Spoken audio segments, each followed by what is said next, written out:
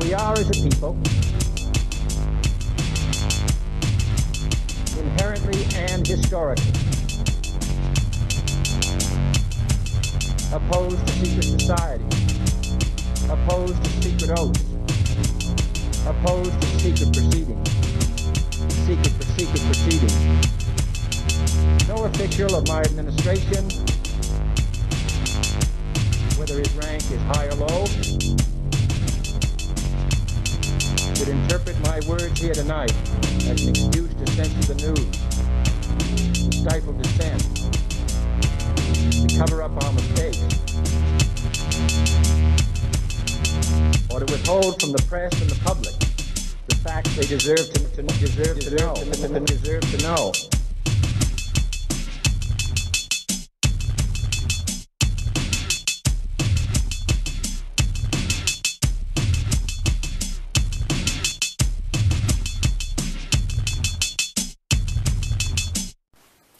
Welcome to Conspiracy Corner Podcast, everyone. This is Abe, your host. This is Sammy, your co-host. I kind of regret, almost in a way, naming this channel Conspiracy Corner Podcast, because I am a conspiracy theorist, and we cover a lot of conspiracy theories, and obviously with what's going on right now, we kind of live in a conspiracy theory. And if people don't see that, you know, I don't know what to tell them. But I did want to keep the channel pretty open-ended. I mean, I try to cover like paranormal, ufology, ancient history, true crime, because I love true crime. But I didn't want people thinking the channel was just conspiracy theories. And I feel like I have to like explain it each time, like, hey, we cover other stuff. But it's because of the name of the channel. But it's too late in the game. We're already 150 episodes in. I'm not renaming it. You know what I mean? Mm-hmm. But today, I've been listening to a lot of like last podcasts on the left, and they do what they call like side stories. And so I was like, man, I kind of like that concept, because episodes sometimes aren't long enough to, like the subject matter isn't long enough to make an entire episode on. So I found honestly just crazy stories that I thought were interesting, or funny or silly. So that's what we're kind of doing today, just crazy ass stories. But let's see, we got multiple here. No, I'm saving that one.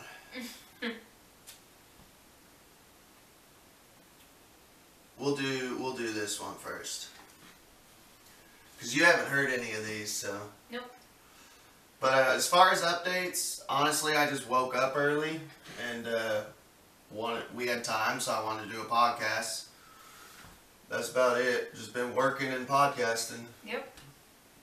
Nothing new with you? Nope. Working home. Alright, so this is a crazy one. She found a dating app on her boyfriend's phone, then she bought a samurai sword. With her boyfriend finally asleep, Emily Javier reached for the samurai sword she had secretly taped earlier to the side of the bed. According to an affidavit filed by police, the room was dark, and she sparked her phone to see better, to aim better. Below snoozed Alex Lovell. He played too many video games. Javier would later explain to police, and now he was cheating on her, she claimed. She knew the signs. Tinder on his phone. Scratches across his back. A girl's hair in their shower drain. In the weak phone glow, Javier allegedly started hacking. Samurai bitch. Damn. Lavelle woke to his girlfriend of 2 years attacking him with a sword, police say. Survival instincts, mainly martial arts training, and all the kung fu films he had watched clicked in. Oh my god, the way you sing sounds so dramatic. I was able to Wing Chun my way to survival, he told Oregon Live in an interview this week over Facebook Messenger. That's my alarm clock going off, so I apologize. referring to the Chinese martial art. He eventually wrapped Javier in a bear hug. Quote, "I saw the look in her eyes, and it scared the living shit out of me," he told the news outlet. "I told her I loved her, and she was killing me. She needed to call the police, or I was going to die." Javier broke off the attack and made the call frantically, telling a 911 operator she had stabbed her boyfriend, and she thought he was dead. "You used your sword?" the operator asked. Oh my god. When police did arrive at the scene on March 3rd, they found Lavelle curled up in the blood-spattered bedroom. According to the probable cause affidavit filed by police in Camas, a Washington state town northeast of Portland, Oregon. Remarkably, he survived the attack despite serious injuries. Lavelle almost lost the index, middle, and ring fingers on his hands. So she pretty much lopped off almost an entire hand. That's really gonna overplaying too much video games, and well, I mean, he was cheating though, but he ain't gonna be able to play video games like he used to, man. No. He ain't gonna be able to do a lot of things like he used to. Chick, you don't take a samurai sword to the guy, you just confront him about it. Go ahead and keep reading. I'm gonna shut that alarm off, dude. Let's see. I had it right. Oh, but in interviews this week, the competitive gamer sounded happy to be alive. "I was just so proud for beating this samurai wannabe crazy lady with hate in her heart," the 29-year-old told the Oregon Live. "I've been preparing my whole life for something like this." Javier, who pleaded not guilty this week to first-degree attempted murder, according to the Colombian, had also allegedly been preparing. Alex Lavelle, known as Biggie in his local gamer scene, is an avid player of PlayerUnknown's Battleground, a multiplayer online fighting game. As he told the Oregon I've Live, never even heard of that. I haven't either, but then again, sorry, out looking for gamer communities. Yeah. Because really, yeah, honestly, that's the only you're going to see things like that, is if you're purposely looking for it, you know what I mean? The only thing I play is Final Fantasy, dude. And Yeah. I haven't even... Last game I played was Zelda, and it was like the Super Nintendo one. Yeah. I don't know. Lavelle has been recently logging 12 to 13 hours a day playing the game. That's a lot of gaming, though. Like, if you were on your video game for 13 hours a day... Well, first of all, me and Sammy have a fuck you relationship. That's what it's called. Yeah. Literally, we get to see each other passing through the hallway and... Yeah. Fuck you too. Alright, that was good. Have a good day. You know, we barely see each other, but if we did, and it's because I work third and she works first, but if we did work the same shifts and got to actually spend time with each other on during the afternoons and shit, it would piss me off though if you were literally glued to your video games for 13 hours a day. Well, he's obviously doing it for money, because he's doing the Battleground. He's doing it for money. So it's his job. Yeah. See, I don't know. And it doesn't explain that in the article. I didn't know that. I mean, that's what I'm guessing, because it's talking about how he, is known as in the local gamer scene, is an avid player of PlayerUnknown's Battleground, a multiplayer online fighting game. Mm-hmm. I have a feeling he does this somewhat for money. That's a theory, though. Yes, this is my theory based upon what I'm reading. What information well, I'm given. if it's his job, that's different then. Yeah. Then she should be proud of him. Dude, you're putting in 13 hours a day. That's... The average shift is 8 hours. Yeah. 2 shifts would be no, that's 7 times 2 would be 14, 16. So 16 minus 12. How many hours is that? Shit. 2, 3, 4, 5, 6.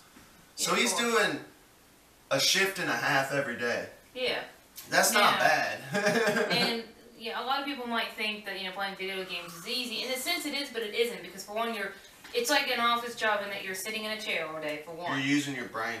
Yep. For 2, you're using your brain. For 3, you're straining your eyes against a screen of some kind. Unless you wear those special glasses. Yep. And even then, that only helps for so long. You know, you're still straining them. Yeah. And then like for 4, you're using these fingers and stuff, and you're going to get arthritis just from doing that. Yeah. I mean. Well, he's not using those fingers anymore. No, not anymore, but you know what I mean. Dude, I was listening to something the other day. It was a podcast. I think it was the last podcast on the left, and they were talking about office jobs, because their jobs, like, okay, when they do an episode, it'll be like an hour episode, and they literally are working like 40 hours a week. Mm-hmm. And their job is literally they wake up, and they're reading for like 8-hour shifts every day, like a whole book, you know, or multiple books on the same subject, making notes. Yeah. And they were describing how like they feel wore out afterwards, and like my dad, he was always like, he was a construction worker, and he always had the mindset of like, oh, these people in office jobs complain and shit, and like they actually like doctors and scientists, you know, people, smart people, have actually figured out that like using your brain power like physically wears you out. Yeah, think about school. Think about going to school. Did you not get physically tired by the end of school using that brain power all day? They say you actually burn calories and everything. Dude, that's like when I'll come home from like a 8-hour shift from work, and I'll do a podcast. And it'll be like 30, 45 minutes, and I physically feel tired after the podcast. Like, and it's weird, and I was like, dude, I shouldn't be such a fucking pussy, you know? But they've proven that it actually wears you out physically, like burns calories and shit. Well, yeah, brain power is just as much of a workout as physical. It's just working a different part of you, that's all. Right. But otherwise, you know, the regime also required, or the regiment also required, exercises for his hands, wrists, and shoulders, and also practicing mouse moves and techniques to maximize performance. I wasn't a sweaty nerd, more of an athlete. Instead of an athlete. In an interview with police after the attack, Javier, 30, admitted she was frustrated with her boyfriend for staying glued to his game. Then a week before the violent incident, Javier said she had discovered Lavelle was unfaithful. According to the affidavit, she told police she discovered Tinder, the dating app, on his phone. She also noticed scratches on his back, possibly from a romantic encounter. She found red hair in the shower drain. Her own hair was dyed green. She did not confront her boyfriend. In the past, he had just denied such accusations. This time, Javier went to the mall and bought a samurai sword. I thought I was going to stab him while he was sleeping, she told police. Hey. Well then, hell, okay, look, I'm not saying I want to go killing you or anybody else, but don't grab a samurai sword then. You grab at least a long enough knife if you're going to stab him. Dude, I did some side researching too. And apparently, like, she had bought this katana, and it wasn't even, like, a good katana. Oh, no, it's shitty. It was, like, an ornamental one. Yeah. She had been, like, he would be playing video games, and she would be, like, on the side, like, like, practicing with it. I kid you not. Oh, my God. And then when she first started attacking him, she had it reversed, where the blade was pointing towards herself. Oh, she's doing Rurouni Kenshin, huh? Yeah. So, like, first couple strikes, she's, like, just woke him up. Yeah. So she's just like, bat, bat. And he's like, what the fuck? You know, and then she's like, oh, I've got it backwards. This is how white this bitch is. And then it was like, oh, duh, I gotta flip it. She was hitting him with the sword backwards at first. Because I was listening to, like, other shit about it. Yeah. The relationship reached a crisis point on March 2nd, according to the police affidavit. Affidavit. Thank you. Lavelle came home, but ignored his girlfriend. She allegedly decided to go through with the attack, taping the sword, which I think is stupid. Why are you going to tape the sword? And 2 knives to the bed. Javier also told police she hid Lavelle's phone so he could not call for help. That's a red flag right there. Okay. You guys, like, they had to have been sleeping in the same bed, or Well, yeah, because she attacked him in the bed, so they had to have been sharing a bed. Yeah, they were sharing a bed. If you started taping knives to the side of the bed, I'd be like, what are you doing, honey? Well, that's if he even noticed. Because if he never goes on her side of the bed... That's true. I don't really go on your side of the bed. No. Now, I would see your side of the bed, because your side of the bed faces the bedroom door. Yeah. But if they were could have been like bed, a setup like ours. Mm-hmm. Yeah. Yep, so where he wouldn't even see it anyway. So she could just do it while he wasn't around, and yeah. there we go. Yeah, that's some ninja shit. In an interview, though, with the Colombian this week, Lavelle denied he was unfaithful. I barely had time to hang out with my girlfriend, let alone another girl, he told the paper. I didn't see it coming, but it makes sense that it happened. She obviously... I'm just... okay, go ahead. Why did he have Tinder on his phone, then? Do you think maybe... I don't know, yeah. Because I was about to say, like, maybe they hadn't been together for long, but they've been together for 2 years, it said, so...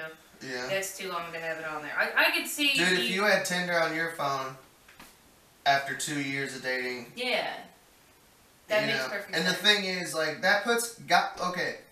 guys and girls, it puts us in a weird position, like... Because I've been listening to, like, last podcast, because they covered this story, but... They were saying, like, you know, like, you should never go through your significant other's phone. Mm-hmm. But, like... Because they were almost saying, like, well, if you find out your girl's cheating on you, you technically were going through her phone, you know, first of all. And it's like, I don't know, though. One evil is greater than the other. Yeah. And two, like, me and you have always had, like, a very, I think a trusting relationship. Like, I don't have a lock on my phone. I don't have a password. Mm-hmm. You know? You can go through my phone whenever you want. And even when we first started dating, and you started staying the night and shit, I was like, by the way, you can go through my phone. I have nothing to hide. Mm-hmm. The only thing you're going to find down there is a bunch of weird-ass porn. But it's all legal, and it's all fucking, you know, you're just going to see a bunch of butthole porn. So, expect that. Because I don't hide it. Yeah.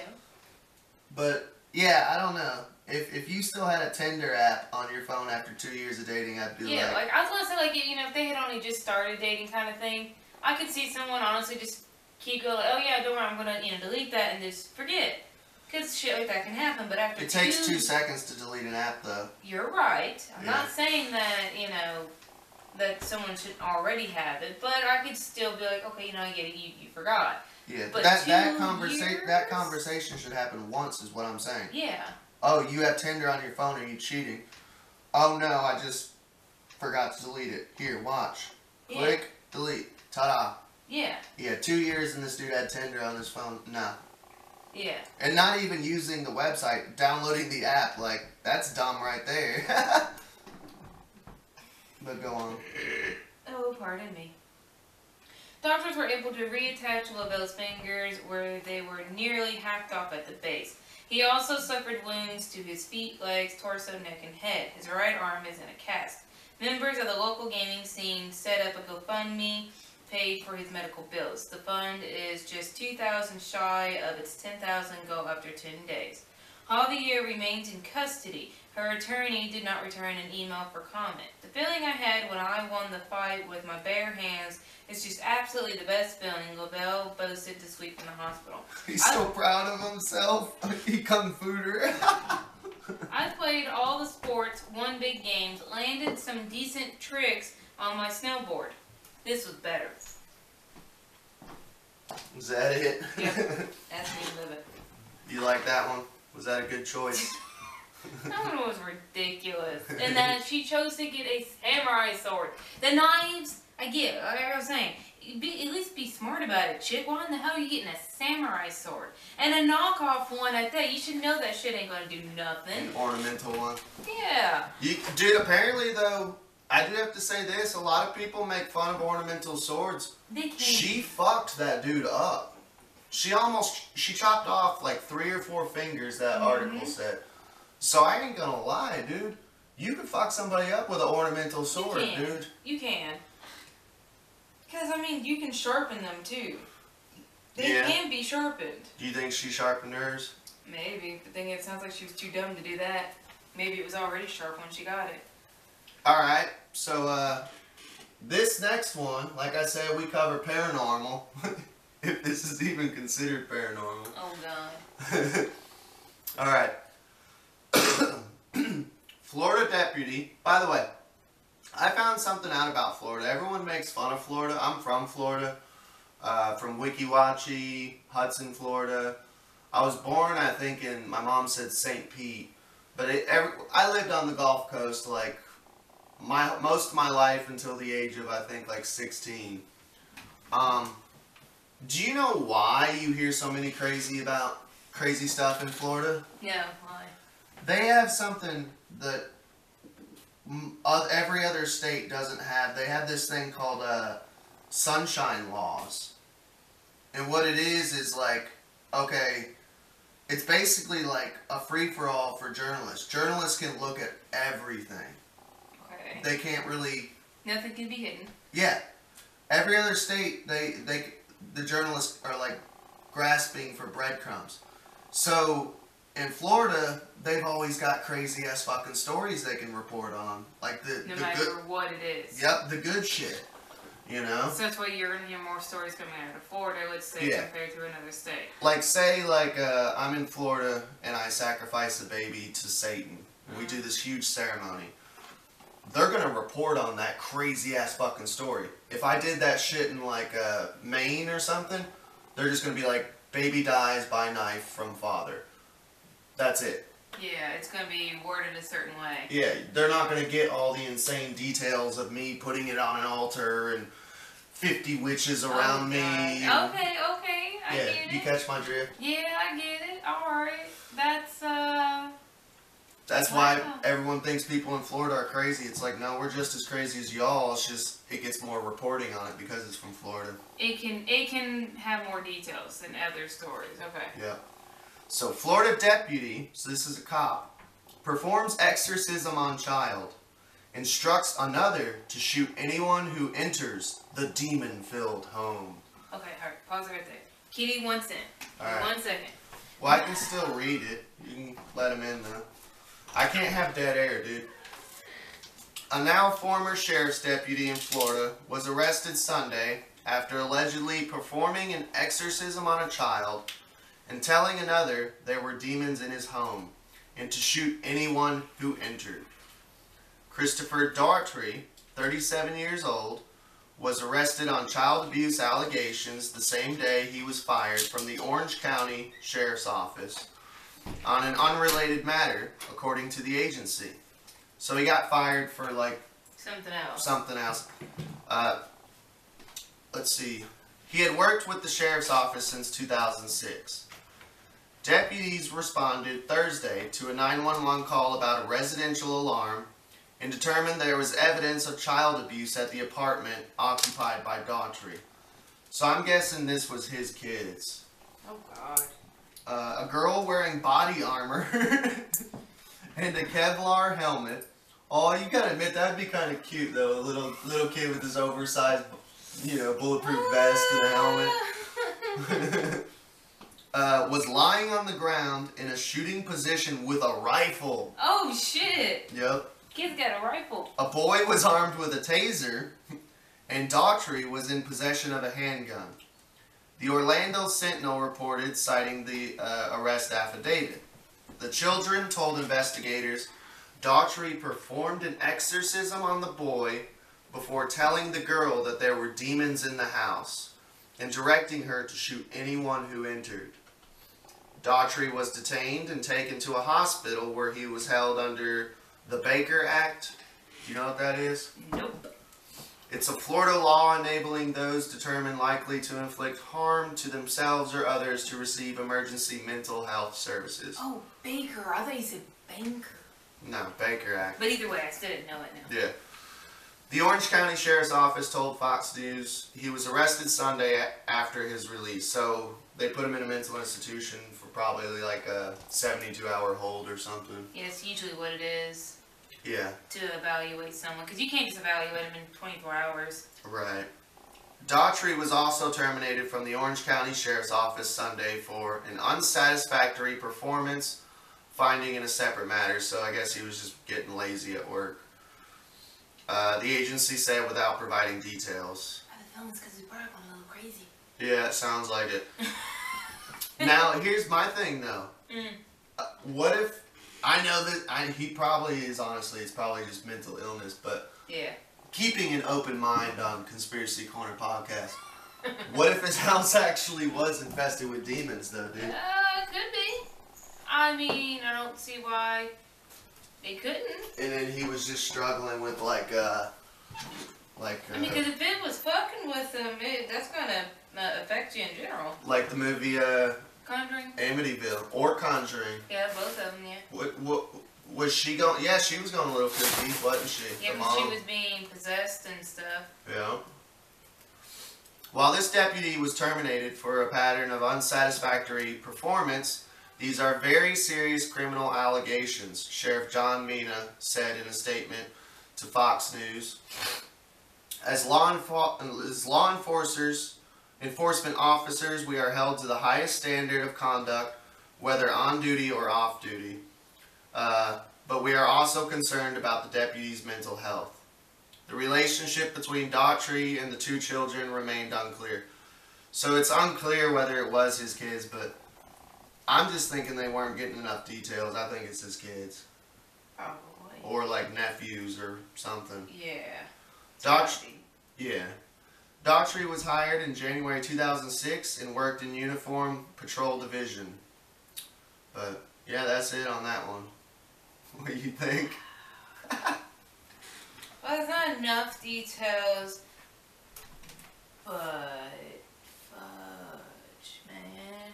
That's, I don't know, that was pretty self-explanatory there. He was probably a bit nuts. He just started not being able to do as well. That's the only thing I got. I'm trying to find, here it is. Alright, the next story.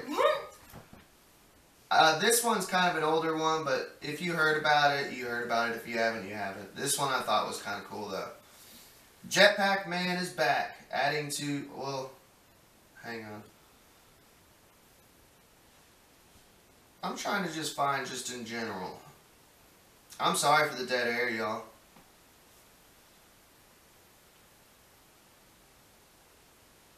So wait, this guy was already reported on? Yeah, it's been okay, this has been going on for 2 years. I apologize for the dead air. New theory about mysterious LAX jetpack man released by police. It's a bird, it's a plane, it's a balloon. So following nearly 2 years of reported sightings of a man flying at relatively high altitudes around aircrafts landing at basically LAX airport. They were flying planes and shit, and he keeps flying next to the planes. Like, it's a dude in a jetpack. Which, LAX is Los Angeles International Airport. Yeah, and they can't figure out who it is. That a lot of people are thinking it's like Elon Musk. That's one of the conspiracy theories. Sure. But yeah, so it's been going on for 2 years. Of reported sightings of a man flying at relatively high altitudes around aircrafts landing at LAX. The police department released a new theory. There may not have been a man after all. A helicopter crew captured images of a life-size balloon flying over Century City last November, near where earlier sightings had been reported, according to Los Angeles Police Department. The balloon reportedly resembles the fictional character Jack Skellington from A Nightmare Before Christmas. The first reported sight, well, so they're thinking it's a helium balloon that looks like a dude. I don't know though. I mean, yeah, I guess. I would have to see the pictures to really decide that. Right. The first reported sighting of a possible jetpack flyer was made August 30th, 2020, after 2 different commercial airline pilots reported seeing a man in a jetpack hovering near LAX. Dude, somebody was saying something like with The Rocketeer. I love that movie. The video game was horrible, but how does his legs not get burnt off? That's a very good question. You know what I mean? That is a very good question, actually, yeah. So, like, if you did have a jetpack, Okay, there's a photo of the Jack Skellington balloon. Oh yeah, that's definitely like a balloon or something. Yeah. I'll see if I can show it on here. Oh. If it'll focus.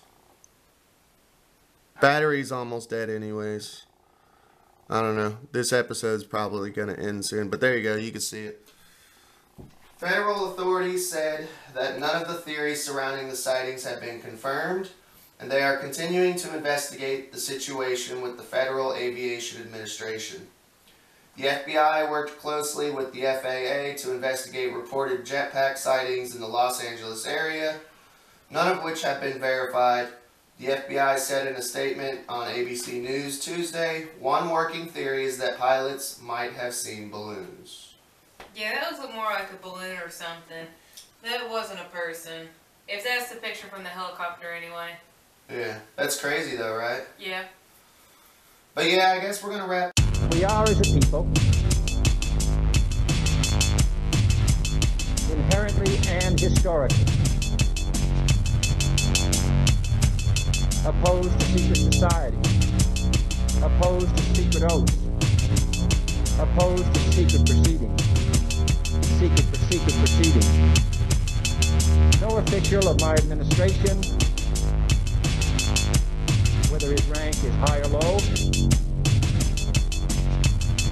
should interpret my words here tonight as an excuse to censor the news, to stifle dissent, to cover up our mistakes,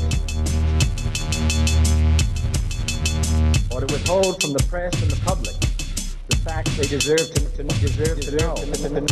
know.